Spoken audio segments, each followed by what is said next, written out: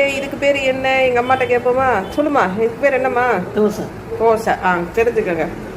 அப்பப்பா எடுக்கிறாங்களாம் ஒட்டாமல் எண்ணெய் பூசி தடவி அப்படி அழகா பந்து போல் வருது. ஆவி பறக்கிறது வீடியோவில் தெரியுதான்னு தெரியலை.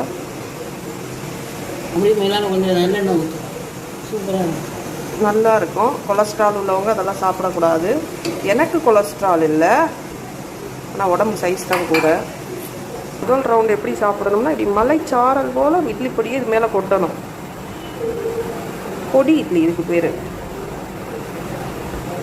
ரெடி. ஆல்ரெடி நான் சொன்னேன் செல்லாத்தம்மன் கோயில் நல்லெண்ணெய் பாருங்க. சாப்பிட்டு முடிச்சிட்டேன். எண்ணெய் எவ்வளோ இருந்தது உங்கள்கிட்ட காமிக்கும் போது இப்படி எடுத்து இப்படி ஊற்றி இப்படி சாப்பிடணும்.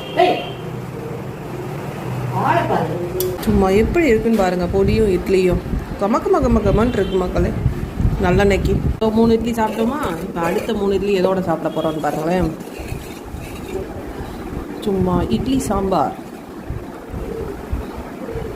முருங்கைக்காய், கத்திரிக்காய், கேரட் சாம்பார். இப்படி யாராவது நமக்கு எடுத்து கொடுக்கும்போது எப்படி சந்தோஷமாக இருக்கும். அங்கே நம்மளே போட்டு திங்கணும். நாய் வயிறு பசிக்காது அது வரைக்கும்.